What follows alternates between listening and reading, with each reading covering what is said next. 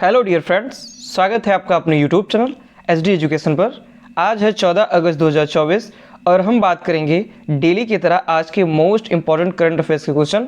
जिस तरह से रेगुलर क्वेश्चन लेकर के हम आते हैं करंट अफेयर्स के, उसी तरह से आज की इस वीडियो में भी हम करंट अफेयर्स के क्वेश्चनों के बारे में बात करने वाले हैं। इसके साथ में फुल एक्सप्लेनेशन भी रहेगा, क्या कुछ क्वेश्चंस बन के आते हैं, उन क्वेश्चन से क्या कुछ पॉइंट्स निकल करके आते हैं, जीके के क्या कुछ पॉइंट्स बन सकते हैं, इन सभी के बारे में फुल डिटेल्स के साथ में चर्चा की जाएगी।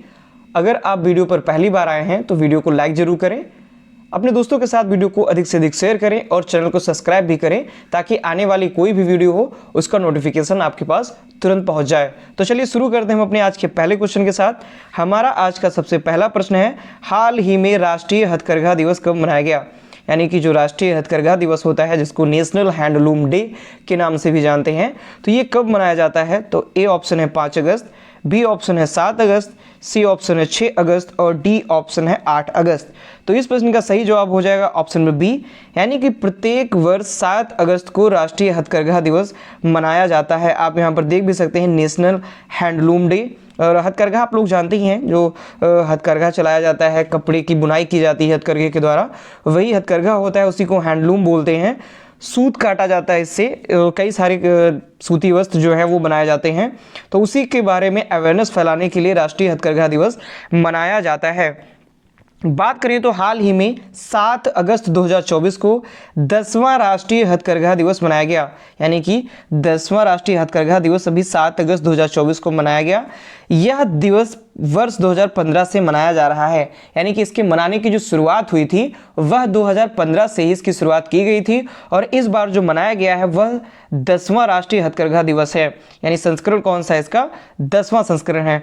बात करें, यह 7 अगस्त 1905 को स्वदेशी आंदोलन के शुभारंभ का प्रतीक है, यानी कि 7 अगस्त 1905 को ही महात्मा गांधी जी के द्वारा जो ये स्वदेशी आंदोलन चलाया गया था, ये उसी का प्रतीक है, जो घरेलू हथकरघों उत्पादों को बढ़ावा देने वाले स्वतंत्रता संग्राम का हिस्सा था। और इस संग्राम में, यानी स्वदेशी आंदोलन में, नाम से स्पष्ट है स्वदेशी आंदोलन, यानी कि स्वदेशी अपनाने पर बल दिया गया था, जिसमें विदेशी जो कारखाने थे उनका बहिष्कार किया गया था और भारतीय जो भी भारतीय वस्तुएं थी, जो भी भारतीय कार्य थे, उनको अपनाया गया था। इसी के तहत जो हथकरघा था, इससे सूत काट करके जो वस्त्र बनाए गए और उन्हीं को पहन करके ही ये जो आंदोलन है ये चलाया गया था। तो इस प्रकार से स्वदेशी आंदोलन, जो कि 7 अगस्त 1905 को शुभारंभ हुआ था, उसका स्वदेशी आंदोलन जो स्टार्ट किया गया था, इसी के प्रतीक के रूप में भी एक हिसाब से अगर देखा जाए तो ये राष्ट्रीय हथकरघा दिवस मनाया जाता है। बढ़ेंगे अपने नेक्स्ट क्वेश्चन की तरफ। हमारा अगला क्वेश्चन है, हाल ही में जारी फॉर्च्यून ग्लोबल 500 सूची में कौन सी कंपनी शीर्ष पर रही है? यानी कि भी फॉर्च्यून ग्लोबल 500 ये एक कंपनी है। कंपनी क्या कहने का मतलब, ये एक रेटिंग एजेंसी है जिसके द्वारा एक लिस्ट जारी की जाती है कि कौन सी जो कंपनी है ऑल ओवर वर्ल्ड में, यानी कि पूरे वर्ल्ड में कौन सी कंपनी जो टॉप पर रहती है, कौन सी नीचे जाती है, इन सभी के बारे में ये डिटेल से बताती है। तो अभी हाल ही में इसकी सूची जारी की गई है, फॉर्च्यून ग्लोबल 500 की सूची, और इसमें कौन सी कंपनी शीर्ष पर रही है? तो ए ऑप्शन है वॉलमार्ट, बी ऑप्शन है अलीबाबा, सी ऑप्शन है टेस्ला और डी ऑप्शन है एप्पल। तो इस प्रश्न का सही जवाब है ऑप्शन नंबर ए, यानी कि जो वॉलमार्ट कंपनी है यह फॉर्च्यून ग्लोबल 500 सूची में शीर्ष पर रही है, यानी कि पहला स्थान इसने हासिल किया हुआ है। आगे अगर हम बात करें तो फॉर्च्यून ग्लोबल 500 की सूची में अमेरिकी कंपनी वॉलमार्ट लगातार 11वें साल शीर्ष पर है, यानी कि लगातार 11 साल से ये ग्लोबल जो फॉर्च्यून ग्लोबल 500 की जो लिस्ट होती है इसमें यह शीर्ष पर ही, यानी कि पहली पोजीशन लगातार 11 साल से वॉलमार्ट को ही मिल रही है और वॉलमार्ट एक अमेरिकी कंपनी है। आगे बात करें, सऊदी अरब की जो कंपनी है अरामको, यानी अरामको जो कंपनी है सऊदी अरब की, इसको सबसे ज़्यादा मतलब मुनाफा हुआ है, यानी कि इस बार सबसे ज़्यादा अगर लाभ देखा जाए तो किसको हुआ है? तो सऊदी अरब की जो कंपनी है अरामको, इसको सबसे ज़्यादा लाभ हुआ है और सबसे ज़्यादा लाभ कमाने वाली यह वैश्विक कंपनी बन गई है, यानी कि ये वैश्विक कंपनी रही है जो कि सबसे ज़्यादा इसको लाभ मिला है एक वर्ष के अंतर्गत। बात करें 2024 की सूची में 9 भारतीय कंपनियों को शामिल किया गया है। अगर हम भारत की पर्पज से देखें तो इसमें ये जो लिस्ट है जारी की गई है कंपनियों की, इसमें 9 कंपनियां भारत की हैं, जिसमें से अगर बात करें तो मुकेश अंबानी की जो रिलायंस इंडस्ट्रीज लिमिटेड है, ये 2024 की फॉर्च्यून ग्लोबल 500 सूची में शीर्ष रैंक वाली भारतीय कंपनी बनी है। यानी कि अगर भारत की दृष्टि से देखा जाए तो ये भारत में सबसे ज़्यादा टॉप मतलब टॉप पर रहने वाली मुकेश अंबानी की जो रिलायंस इंडस्ट्रीज लिमिटेड जो कंपनी है, ये भारत में सबसे शीर्ष पर रही है। आगे अगर हम बात करें तो भारत की कंपनियों के बारे में बात करें, कौन कौन सी कंपनी किस किस स्थान पर रही हैं, तो नंबर 1 पे बात करें रिलायंस इंडस्ट्री लिमिटेड जो कि मुकेश अंबानी की कंपनी है, ये भारत में पहले स्थान पर रही, लेकिन अगर ऑल ओवर रैंक देखी जाए तो ये 86वें स्थान पर थी, यानी कि 86 पोजीशन थी इसकी, 86वें स्थान पर रही। 2023 में अगर देखा जाए तो इसकी रैंक 88 थी, जो कि 2 रैंक में इजाफा हुआ है, मतलब कह सकते हैं वृद्धि हुई है, तो 86 रैंक इसकी हुई है। और फिर यानी कि +2 यानी कि जो 2 रैंक हैं इसमें सुधार आया हुआ है 2 रैंक का। फिर सेकंड नंबर पर है जीवन बीमा निगम यानी कि जो LIC है, life insurance corporation of India, तो ये ऑल ओवर 95 पोजीशन इसकी रही, यानी कि 95 रैंक रही, और भारत में ये दूसरी पोजीशन पर रही। बात करें 2023 में तो यह 107वें नंबर पर थी, जो कि 12 नंबर इसका सुधार हुआ है, 12वें रैंक इसमें सुधार आया हुआ है। नेक्स्ट पॉइंट अगर हम देखा जाए तो थर्ड पॉइंट पे रही है कंपनी इंडियन ऑयल कॉर्पोरेशन यानी कि IOC इंडियन ऑयल कॉर्पोरेशन जो कंपनी है, ये थर्ड पोजीशन पर रही है इंडिया में। ऑल ओवर इसकी पोजीशन रही है 116, जो कि 2023 में इसकी रैंक थी 94, यानी कि -22 का इसमें गिरावट देखी गई है। फिर अगर ऑल ओवर वर्ल्ड में देखा जाए यानी कि वर्ल्ड की लिस्ट देखी जाए कौन टॉप पर है, तो फर्स्ट पे है वॉलमार्ट जो कि संयुक्त राज्य अमेरिका की कंपनी है, ये फर्स्ट पोजीशन पर है। सेकंड पर अमेजन है जो कि सेकंड नंबर पर रही है, ये भी अमेरिका की ही कंपनी है। थर्ड पर है स्टेट ग्रिड जो कि चाइना की कंपनी है। फोर्थ पोजीशन है सऊदी की अरामको जो कि सऊदी अरब की कंपनी है, और फिफ्थ पोजीशन पाई हुई है सिनोपेक जो कि चाइना की कंपनी है। यानी कि टॉप 5 अगर देखा जाए तो उसमें टॉप 2 में अमेरिका की ही कंपनियां हैं, पहले पे वॉलमार्ट, सेकंड पे अमेजन, और अगर टॉप 5 में बात की जाए तो 2 चाइना की कंपनियां और 1 सऊदी अरब की कंपनी है। चलिए बढ़ते हैं अपने नेक्स्ट क्वेश्चन की तरफ। हमारा अगला क्वेश्चन है, हाल ही में भारत का GI टैग अंजीर जूस कहाँ निर्यात किया गया? यानी कि जो अंजीर जूस है जिसको GI टैग मिला हुआ था, अभी कुछ समय पहले इसको GI टैग दिया गया था, तो इस GI टैग प्राप्त अंजीर जूस को कहाँ पर निर्यात किया गया है? तो A ऑप्शन है भारत, B ऑप्शन है रूस, C ऑप्शन है पोलैंड और D ऑप्शन है जर्मनी। तो इस प्रश्न का सही जवाब है ऑप्शन नंबर C, यानी कि पोलैंड को भारत का जो पहला GI टैग अंजीर जूस है ये उसको निर्यात किया गया है, यानी कि वहां पर इसको सेंड किया गया है, भेजा जा रहा है। आगे अगर हम बात करें तो भारत का पहला GI टैग अंजीर जूस पोलैंड को निर्यात किया गया है। इससे पहले फरवरी 2023 में हांगकांग को भारत की ओर से GI टैग वाले पुरंदर अंजीर की पहली वाणिज्यिक खेप का सफल निर्यात किया गया था। यानी कि इससे पहले अगर बात की जाए फरवरी 2023 में तो हांगकांग को भी GI टैग प्राप्त जो पुरंदर अंजीर थे उसकी पहली वाणिज्यिक खेप वहां पर भी भेजी गई थी, और अब ये जो GI टैग अंजीर जूस है पोलैंड को निर्यात किया जा रहा है। नेक्स्ट क्वेश्चन की तरफ बढ़ेंगे। हमारा अगला क्वेश्चन है, हाल ही में भारत का सबसे किफायती आवास बाजार कौन बना? किफायती आवास बाजार का मतलब जो काफ़ी महंगा आवास है वहाँ का आवास बाजार है वो कौन सा बना हुआ है? तो A ऑप्शन है कोलकाता, B ऑप्शन है दिल्ली, C ऑप्शन है लखनऊ और D ऑप्शन है अहमदाबाद। तो इस प्रश्न का सही जवाब है ऑप्शन नंबर D, यानी कि अहमदाबाद का जो भारत का सबसे किफायती आवास बाजार बन गया है। आप यहाँ पे देख सकते हैं गुजरात की शान अहमदाबाद। और अहमदाबाद के बारे में बात करें तो Gujarat real estate consultancy Knight Frank India इसने एक रिपोर्ट जारी की, और इस रिपोर्ट में कहा गया कि जो अहमदाबाद है ये आवास के लिए फॉर एकोमोडेशन सबसे किफ़ायती भारतीय शहर है। यानी कि जो एकोमोडेशन होता है इस तौर पर सबसे किफ़ायती शहर भारतीय शहर बना हुआ है अहमदाबाद। बात करें यह 2019 से ही इस स्थान पर बना हुआ है, यानी कि कोई नई लिस्ट में ये नहीं आया हुआ है, 2019 से ही यह इस स्थान पर यानी कि सबसे टॉप पोजीशन पे सबसे किफ़ायती शहर में भारतीय शहर में यह बना हुआ है। आगे हम अगले क्वेश्चन की बात अगर हम करें तो हाल ही में किस मंत्रालय ने पहली बार जीवित मानव अंगों के परिवहन के लिए दिशा निर्देश जारी किए हैं?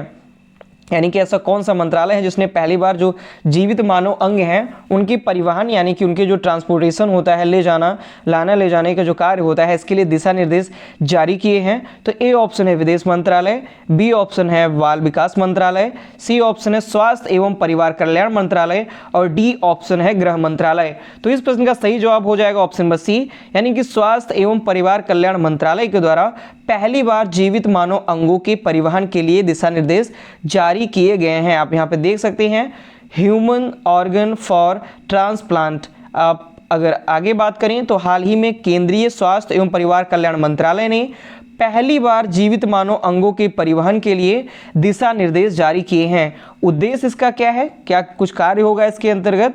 तो उपलब्ध बुनियादी ढांचों के प्रभावी उपयोग के माध्यम से जीवन रक्षक अंगों की संग्रह बिंदु से उनके गंतव्य तक शीघ्रता से पहुंच सुनिश्चित करना, यानी कि जो भी जीवन रक्षक अंग हैं यानी कि जो जीवित अंग हैं उन अंगों को अगर कहीं पर ले जाना है, वहां पर एक स्थान से दूसरे स्थान तक ले जाना है, ट्रांसप्लांट करना है उनको, मान लीजिए कहीं पर जो एक शहर है वहां से अगर कोई ऑर्गन है उसको दूसरे शहर भेजना है ताकि वहां पर जाकर के कोई और उसके आने जाने में जो भी कठिनाइयां होती हैं उन कठिनाइयों को दूर करना, इन सभी के बारे में इसके अंतर्गत दिशा निर्देश जारी किए गए हैं। बढ़ेंगे अपने नेक्स्ट क्वेश्चन की तरफ। हमारा अगला क्वेश्चन है हाल ही में वैश्विक मिडटेक सम्मेलन 2024 कहाँ हुआ, यानी कि जो ग्लोबली मिडटेक सम्मेलन है 2024 का, ये कहाँ पर संपन्न हुआ है, कहाँ पर ये आयोजित किया गया?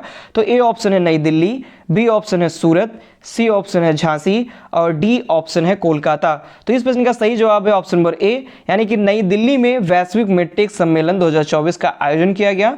बात करें तो केंद्रीय मंत्री डॉक्टर जितेंद्र सिंह ने नई दिल्ली में वैश्विक मिडटेक सम्मेलन 2024 का आयोजन किया गया, यानी कि इनके द्वारा ये आयोजित किया गया। बात करें तो जैव विनिर्माण और बायो फाउंड्री 2014 में इसके अंतर्गत मतलब ये बातें कही गई कि जो जैव विनिर्माण है और बायो फाउंड्री वर्ष 2014 में 1000 करोड़ डॉलर से बढ़ करके वर्ष 2024 में 13,000 करोड़ डॉलर हो गई है, यानी कि जो जैव विनिर्माण है और जो बायो फाउंड्री है ये सभी 2014 में 1000 करोड़ डॉलर थे, जो कि अब बढ़ करके वर्तमान 2024 में 13,000 करोड़ डॉलर हो गई है। बढ़ेंगे अपने नेक्स्ट क्वेश्चन की तरफ। हमारा अगला क्वेश्चन है हाल ही में किसे एसबीआई का अध्यक्ष नियुक्त किया गया? मोस्ट इंपॉर्टेंट क्वेश्चन है ये, मोस्ट इंपॉर्टेंट क्वेश्चन पूछे जाने की पूरी संभावना है कि अभी हाल ही में एसबीआई जो स्टेट बैंक ऑफ इंडिया है उनके जो अध्यक्ष हैं उनको चेंज किया गया है। तो वहां पर कौन नए अध्यक्ष नियुक्त किए गए हैं? तो ए ऑप्शन है दिलीप मित्तल, बी ऑप्शन है विशाल भारद्वाज, सी ऑप्शन है CS शेट्टी और डी ऑप्शन है अमित कुमार। तो इस प्रश्न का सही जवाब है ऑप्शन नंबर सी, यानी कि CS शेट्टी जो है ये एसबीआई के नए अध्यक्ष नियुक्त किए गए हैं। आप यहां पर देख भी सकते हैं CS Shetty gets FSIB approval to head SBI as next chairman, यानी कि एसबीआई के नए चेयरमैन नियुक्त होंगे। बात करें तो 6 अगस्त 2024 को कैबिनेट की नियुक्ति समिति जो कि ACC, इसने स्टेट बैंक ऑफ इंडिया यानी एसबीआई के चेयरमैन के रूप में चल्ला श्रीनिवासुलु शेट्टी यानी कि CS शेट्टी, इसीलिए इनको इस नाम से जानते हैं, तो C फॉर हो जाएगा चल्ला और S फॉर हो जाएगा श्रीनिवासुलु शेट्टी को नियुक्त, इसको यहाँ पर नियुक्ति की मंजूरी दे दी है। बात करें वर्तमान में एसबीआई के सबसे वरिष्ठ प्रबंध निदेशक यानी कि जो MD हैं शेट्टी, ये 28 अगस्त 2024 को दिनेश कुमार खारा की जगह लेंगे, यानी कि इनका कार्यकाल कब से प्रभावी हो जाएगा? तो ये 28 अगस्त से इनका जो कार्यकाल है वो प्रभावी हो जाएगा और ये दिनेश कुमार खारा जी की जगह लेने वाले हैं। बढ़ेंगे अपने हम नेक्स्ट क्वेश्चन की तरफ। तो हमारा अगला क्वेश्चन है हाल ही में किस देश ने स्टारलिंक का मुकाबला करने के लिए पहला उपग्रह समूह नेटवर्क लॉन्च किया है? स्टारलिंक आप सभी लोग जानते ही हैं, ठीक है। तो जो स्टारलिंक है इसका मुकाबला करने के लिए पहला उपग्रह समूह नेटवर्क लॉन्च किया है। तो ए ऑप्शन है अमेरिका, बी ऑप्शन है चीन, सी ऑप्शन है भारत और डी ऑप्शन है पेरू। तो इस प्रश्न का सही जवाब है ऑप्शन नंबर बी, यानी कि चीन ने स्टारलिंक का मुकाबला करने के लिए पहला उपग्रह समूह नेटवर्क लॉन्च किया हुआ है। आप यहाँ पर देख सकते हैं द फ्यूचर ऑफ इंटरनेट, यानी कि ये इंटरनेट का फ्यूचर है, वहाँ से जो इंटरनेट के काफ़ी ज़्यादा सैटेलाइट भेजे जाएंगे और उन्हीं सैटेलाइटों के द्वारा ही जो इंटरनेट है उसको प्रोवाइड करने के लिए कार्य किया जाएगा, ताकि अगर किसी भी प्रकार की कोई बाधाएं आती हैं, मान लीजिए कभी कभी होता क्या है, बहुत सारी अगर आपदाएं आती हैं तो नेटवर्क काम करना बंद कर देता है, भूकंप वगैरह अगर कहीं पर आ गए तो जो नेटवर्क होता है वो काम करना बंद कर देता है, इंटरनेट काम करना बंद कर देता है। तो इन सभी से छुटकारा पाने के लिए अंतरिक्ष में ढेर सारी सैटेलाइट स्थापित की जाएंगी और उन्हीं सैटेलाइट के माध्यम से इंटरनेट सुविधा प्रदान की जाएगी। इसके लिए ये कार्य कर रहे हैं। आगे अगर हम बात करें तो चीन ने स्टारलिंक को टक्कर देने वाले तारामंडल के पहले सैटेलाइट को लॉन्च किया हुआ है। सिन्हुआ की रिपोर्ट के अनुसार सरकारी संघाई स्पेस कॉम सैटेलाइट टेक्नोलॉजी, जिसे SSST के नाम से जानते हैं, यानी कि सरकारी कौन सी है, संघाई स्पेस सैटेलाइट टेक्नोलॉजी ने नेटवर्क पर पहले घटकों को लॉन्च किया हुआ है, यानी कि जो नेटवर्क के पहले घटक हैं इनको लॉन्च किया हुआ है। और SST के समूह को 1000 सेल्स नाम दिया गया है। 1000 मतलब आप सभी लोग जानते हैं, 1000 सेल्स नाम दिया गया है SST, यानी कि संघाई स्पेस सैटेलाइट टेक्नोलॉजी, इसके जो समूह को 1000 सेल्स नाम दिया गया है। बढ़ेंगे अपने नेक्स्ट क्वेश्चन की तरफ। हमारा अगला क्वेश्चन है, हाल ही में किस राज्य ने कारागार एवं सुधार सेवा विधेयक को मंजूरी दी है, यानी कि ऐसा कौन सा राज्य है जिसने कारागार एवं सुधार सेवा विधेयक को मंजूरी दी हुई है? तो ए ऑप्शन है महाराष्ट्र, बी ऑप्शन है गोवा, सी ऑप्शन है अरुणाचल प्रदेश और डी ऑप्शन है मध्य प्रदेश। तो इस प्रश्न का सही जवाब हो जाएगा ऑप्शन नंबर ए, यानी कि महाराष्ट्र राज्य ने कारागार एवं सुधार सेवा विधेयक को मंजूरी दी है। आप यहाँ पे देख सकते हैं महाराष्ट्र के द्वारा ये मंजूरी दी गई है। तो महाराष्ट्र ने कारागार एवं सुधार सेवा विधेयक को मंजूरी दी और वर्तमान प्रणाली, यानी कि वर्तमान में जो कारागार अधिनियम जो चल रहा है, कारागार जो प्रणाली चल रही है, तो ये 1894 के पुराने कारागार अधिनियम के तहत संचालित होती है। यानी कि वर्तमान जो प्रणाली है, जो चल रही है, जो नियम चल रहे हैं, ये 1894 के पुराने कारागार अधिनियम के तहत संचालित होती है, जिसके कारण जेलों में अत्यधिक भीड़भाड़ भी होती है। 27,110 के लिए सुविधाओं में 40,428 कैदी हैं, यानी कि जहां पर 27,110 सुविधाएं हैं, इतने कैदियों के लिए वहां पर 40,428 कैदी रह रहे हैं। तो इस प्रकार से जेलों में काफ़ी ज़्यादा भीड़ भाड़ है, यानी कि जहां पर कम रहने की व्यवस्था है वहां पर अधिक से अधिक रह रहे हैं तो भीड़ भाड़ होगी। तो इसी के लिए कारागार एवं सुधार सेवा विधेयक जो है वो लाया गया है। नए विधेयक का जो उद्देश्य है, ये संघ के आदर्श कारागार और सुधार सेवा अधिनियम 2023 के आधार पर जेल संचालन को आधुनिक बनाना है, यानी कि जो भी जेलें हैं उनको आधुनिक बनाना है, नई टेक्नोलॉजी से लैस करना है। और जो भी वहाँ पर जो नियम हैं, जो पुराने नियम चले आ रहे हैं, पुराने अधिनियम चले आ रहे हैं, उनको हटाना है। और वहाँ पर जो भी जेलों में काफ़ी ज़्यादा भीड़ होती है, इन सभी के बारे में बात की गई है इस नए विधेयक में। बात करें नेक्स्ट क्वेश्चन की, तो हमारा नेक्स्ट क्वेश्चन और लास्ट क्वेश्चन है आज का, हाल ही में किसे बांग्लादेश की अंतरिम सरकार का प्रमुख नियुक्त किया गया है? अभी हाल ही में आप सभी लोगों ने बांग्लादेश की सिचुएशन जानी, अभी भी वहाँ पर सिचुएशन वैसी ही चल रही है, ठीक नहीं है सिचुएशन वहाँ की। तो आपने क्योंकि आए दिन बांग्लादेश के बारे में न्यूज़ चलती रहती है, कुछ ना कुछ वहाँ से खबरें आती रहती हैं। तो अभी वहाँ पर ढेर सारा प्रोटेस्ट हुआ और हो भी रहा है अभी थोड़ा बहुत। तो वहाँ पर जो प्रोटेस्ट हुआ उसमें क्या हुआ, कई सारे हिंसक घटनाएं हुई, जिसके कारण वहाँ के जो प्रधानमंत्री थी शेख हसीना, उन्होंने अपने पद से इस्तीफा दे दिया और बांग्लादेश छोड़ करके चली आई। तो इस स्थिति में बांग्लादेश की अंतरिम सरकार का प्रमुख किसे नियुक्त कर दिया गया है? क्योंकि अब वहाँ पर कोई प्रधानमंत्री तो है नहीं, क्योंकि शेख हसीना जी जो थी उन्होंने वहाँ से इस्तीफा दे दिया और वो वहाँ से चली आई।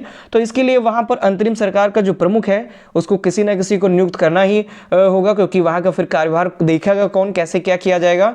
तो इसके लिए वहां पर अंतरिम सरकार का प्रमुख नियुक्त किया गया है। तो किसे नियुक्त किया गया है? तो ए ऑप्शन है जियाउल हक, बी ऑप्शन है मोहम्मद यूनुस, सी ऑप्शन है महमूद उल्ला खां और डी ऑप्शन है इकरा हसन खातून। तो इस प्रश्न का सही जवाब है ऑप्शन नंबर बी, यानी कि जो मोहम्मद यूनुस हैं इनको बांग्लादेश की अंतरिम सरकार का प्रमुख जो है वो नियुक्त किया गया है। बात करें अगर तो नोबेल पुरस्कार से सम्मानित, यानी कि जो मोहम्मद यूनुस हैं ये एक अर्थशास्त्री हैं और इनको नोबेल पुरस्कार से भी सम्मानित किया गया है। तो नोबेल पुरस्कार से सम्मानित अर्थशास्त्री मोहम्मद यूनुस ने बांग्लादेश की अंतरिम सरकार के प्रमुख के रूप में शपथ ले ली है। यानी कि बांग्लादेश की जो अंतरिम सरकार है उसके रूप में इन्होंने शपथ ले ली है। यूनुस जो है, जो कि 84 वर्ष के हैं, ये इनको राष्ट्रपति मोहम्मद शहाबुद्दीन ने राष्ट्रपति भवन, जिसे बंग भवन के नाम से जानते हैं, वहां पर आयोजित एक समारोह में इनको पद की शपथ दिलाई। यानी कि जो मोहम्मद यूनुस हैं, इनको शपथ किसने दिलाई? जो बांग्लादेश के राष्ट्रपति हैं मोहम्मद शहाबुद्दीन, इन्होंने राष्ट्रपति भवन, जिसे बंग भवन के नाम से जाना जाता है, उसमें आयोजित एक समारोह में इनको अंतरिम सरकार के प्रमुख के रूप में शपथ दिलाई हुई है। बात करें, यूनुस को मुख्य सलाहकार के रूप में शपथ दिलाई गई, जो प्रधानमंत्री के समकक्ष होता है। यानी कि जो अंतरिम सरकार के रूप में इनको प्रमुख के रूप में जो इन्होंने शपथ ली है, तो ये मुख्य सलाहकार के रूप में इन्होंने शपथ ली हुई है, जो कि इसका जो पद होता है वो प्रधानमंत्री के समकक्ष ही इसका पद होता है। यानी कि प्रधानमंत्री के पद के बराबर ही योग्यता रखता है। तो ये थे आज के हमारे मोस्ट इंपॉर्टेंट करंट अफेयर्स के क्वेश्चन। आशा करता हूं आपको ये क्वेश्चन पसंद आए होंगे, आपको ये वीडियो पसंद आई होगी। अगर वीडियो पसंद आती है तो प्लीज़ वीडियो को लाइक करें, अपने दोस्तों के साथ वीडियो को अधिक से अधिक शेयर करें और हमारे चैनल को सब्सक्राइब भी करें। धन्यवाद।